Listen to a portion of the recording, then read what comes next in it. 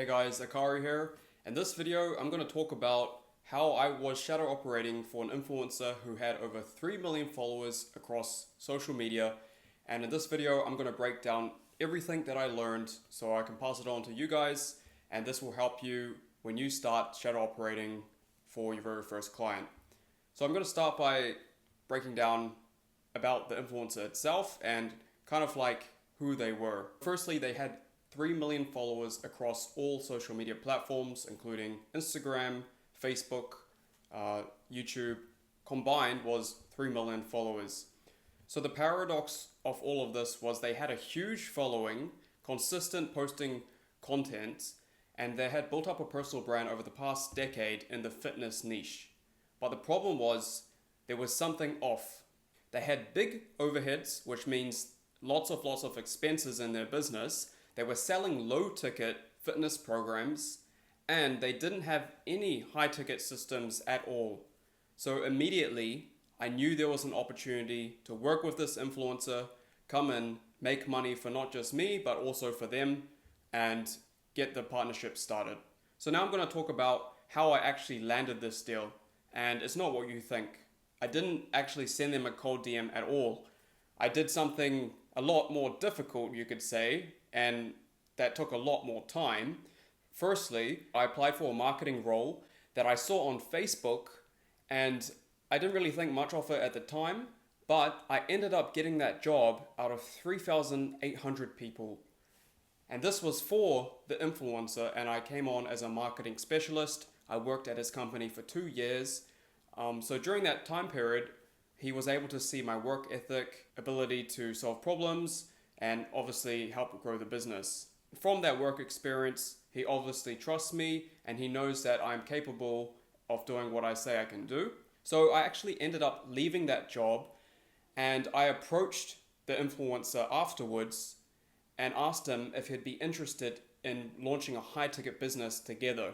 So the way that I got him as a client was through a difficult way. I first had to get the job out of thousands of people. I then worked for him for multiple years on end and also got results and grew the business, and then asked him to become a client. So if you guys go watch my last video, I actually break down how to get a client in 7 days, and this method works because I've tried it myself. So you guys can go ahead and watch that video. It's a 30-minute detailed breakdown about how to get a client without doing what I did, which was the difficult way. But anyway, that's how our partnership began. And then from that, I was able to talk to him about the current setup of his business and how I could come in and basically launch a high-ticket system, generate traffic to the website, and set this entire system up to run on autopilot so that we could start generating tens of thousands of dollars per month. And look, he agreed, and we went into a 50-50 partnership together. And this was good because it kept us both accountable and both motivated to make this business work. I think 50-50 is one of the best partnership splits you can do because both of you will be equally motivated and willing to make this business work. And the perfect thing was, he was an influencer, so he was able to focus on the front end, which was generating the traffic, generating the interest, building the trust and the audience, while I focused 100% on the back end, which was setting up the landing pages, the sales systems, all that stuff in the back end, which is what I love doing and what I'm good at. So it was the perfect harmony. And we started that partnership over 2 years ago now. And I believe the reason why he agreed to work with me was not because I was simply offering a service. It was because he knows that I can help him build this high-ticket business, and he knows my potential because I had already proven that in my marketing role with him. So now I want to talk about the challenges that I encountered and things you probably don't expect. So when I first saw the influencer, of course, them having millions of followers, I assumed they had all the revenue streams coming in, a big team, multiple systems, and I'll just be the one coming in to essentially optimize everything. However, that was not the case. Now here's what I found. Firstly, everything was put together like duct tape. There was no real systems in place, and it really felt like chaos behind the curtain. They were only offering a low ticket product, so they were selling their fitness programs between $47 to $197, and there was no high ticket at all. And thirdly, because I worked there myself, I knew that the influencer was stuck. They had massive overheads at the company, like many employees, an office. The list goes on. There was a lot of expenses there. And also they were just selling low ticket products. So I knew there was a massive opportunity here. And I saw myself coming in not only to build the business infrastructure properly, but also reduce so many costs and do it really efficiently. So to quickly summarize the specific problems that I encountered was, firstly, that influencer had a massive following, but they weren't optimizing their funnel in order to generate the most revenue. Secondly, they were only selling low tickets. There was no high ticket system at all, which was leaving so much money on the table. And thirdly, there was massive overheads in the business. So there was so much opportunity to come in and just kind of start fresh. So the biggest lesson that I learned from this all was that having millions of followers doesn't necessarily mean millions of dollars in terms of a business, because they're really good at creating content and generating views and eyeballs, but converting that traffic into millions of dollars is a whole nother situation, a whole nother skill set to have. So this is actually a perfect opportunity for you to come in as a shadow operator, because the influencer has already done the hardest part, which is building the audience, because that takes time, actually many years in fact, and they've proven demand and engagement through their likes, followers, comments, and all they need is for you to come in and build the backend systems so they can drive all that traffic to your systems that you will build. And if you want to learn how to become a shadow operator, well, you can actually click the first link in the description to apply to work with me. I've done this business model, I've worked with many influencers, and I've generated over 7 figures through this business model, so I know what I'm talking about. If you're interested, then definitely click the link down below. So now I'm going to get into the specifics of how I actually helped this influencer and made this business work. So the first thing I did is I built out a high ticket offer. So I looked at their audience, I looked at the comments of what people wanted, I saw why people were watching his content, and we did Instagram polls to actually see why are people actually following him, what content do they want to see more of. So it's first identifying what people are following the influencer for, which I think is a very obvious step, and packaging everything into one offer so that the prospect feels like they can't say no. And the next thing I did was set up the sales systems in order to be able to convert this traffic at the highest rate. So I created this offer and we priced it for a few $1,000s. And what I did was I took their existing expertise and content and I found a way to package it into a premium transformation. Now, initially I was planning on making it a fitness coaching program, which is still really good and would have been profitable, but I saw a bigger opportunity because he was a very successful entrepreneur and a lot of people were following him not only for his fitness content, but because he was successful in business. So that's what we did. We launched a business mentorship program and it blew up. His audience was already asking for deeper help. He had just never offered it. So as soon as we made it available, they took that opportunity to join as fast as they could. And the next thing I did was set up the sales systems so I could convert the traffic at the highest level. So this involved first creating a landing page and a VSL so that whenever someone clicks on the link that he promotes, they would come to this website, they would understand the offer, see the headline, and click to apply. And the next was a qualification system, which was built out in Typeform so that they would answer some questions.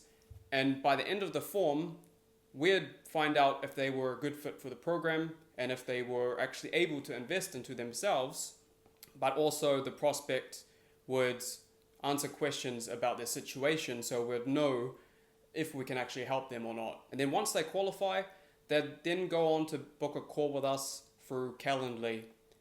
And I didn't actually take the sales calls myself. I decided to manage closers. So these are sales reps that would take every single call, and I was essentially the one who was operating the business rather than being kind of stuck in the business. And the next thing I did was to make sure I kept the costs low so that it didn't end up like the other business, which had a ton of overheads. So it was a very lean, profitable coaching business. That's the best way I can describe it. We kept the team small and we just focused on what was working. So once the entire system is set up and you have people coming through your funnel and sales calls being booked, you might be wondering, what do I do now? Well, there's a ton to do, and it's to continue to generate more calls, continue to make iterations to your system, whether that be a better VSL, a better qualification form, better closes, a better sales script. It's a game of consistent iterations and that 1% improvement. And funny enough, I actually have it tattooed on my arm in Japanese, as you can see here, Kaizen. So as long as you can implement Kaizen into your business and make iterations, that's when you'll see that massive growth and that massive scale. But there is one thing I want to make sure you are very careful with, and that's not to iterate too soon and to have enough data before you change things. The last thing you want to do is change something every single day without knowing if it's working or not. You want to at least run things for a good period of time so that you can tell if it's working or not. And you don't want to rush into making changes so fast. One really important point that I need to make here is that when you're iterating, you should only iterate one variable at a time. So what do I mean by that? Let's say you want to improve the conversion rate of your landing page so that when someone comes from the influencer's social media platform to land on the website, there will be a higher rate of them applying for the program. Well, you only want to change one thing, so that might be the headline. So the first iteration of that landing page will be simply just to change the headline. And you want to at least let that run for a decent month and have a couple hundred, if not 1,000 people come on that website so that you can see if the change in the headline actually made a difference. And let's say it didn't improve it or got worse, then you want to change it back to the original one and keep that. And then, for example, the next iteration might be the VSL. So the video that they see when they land on that website, maybe you can film a better one. And then you want to let that new video run for, again, another month. So now you can see, this is how you can grow and scale your business. And there's always something to do. You can always iterate and make things better. And this is how I was able to grow this business from 0 to 100K per month in 6 months, because I was able to find out what was working, what wasn't, and make these iterations on a consistent basis in order to grow the business to where it was. After working with the influencer, there were a few things that changed for them. They went from selling low ticket to selling high ticket. They made more revenue in their business than they did in the low ticket business. At the same time, they had less time allocated to the high ticket business because I had set up the systems and all they needed to do was keep creating the content. And the next thing was they had a predictable revenue stream so that it wasn't inconsistent like before. That's what changed for them. And what changed for me is that I knew I could come in as a shadow operator for other influencers and just repeat the system that I had that was working and apply it to these influencers. Because now I have real business assets that I can replicate and things and templates and systems that I know work that I can simply plug and play with these influencers. And I share all this with my clients, by the way. So again, if you do want to work with me, you can click that link in the description down below. And I'll share all of this with you when you come on as a client. So just to wrap this video up, I want to share my final thoughts, which is that shadow operating is the highest leverage business model coming into 2026. There are millions of creators and influencers on these social media platforms that are great at building audiences but have no idea how to monetize it. So there are more of them than there is us. We are the shadow operators for millions of creators. This is a blue ocean. This is an untapped market, and there's not many of us doing this. So if you can launch a shadow operating business coming into 2026, you are at a massive advantage. So the biggest opportunity is to work with influencers who have a massive audience but haven't monetized it properly or yet at all. And you don't have to have worked with big influencers in the past to get these deals. You just need to know how to build the systems that they're missing. Anyway, that's it for this video. Please like, subscribe most importantly, and see you on the next one.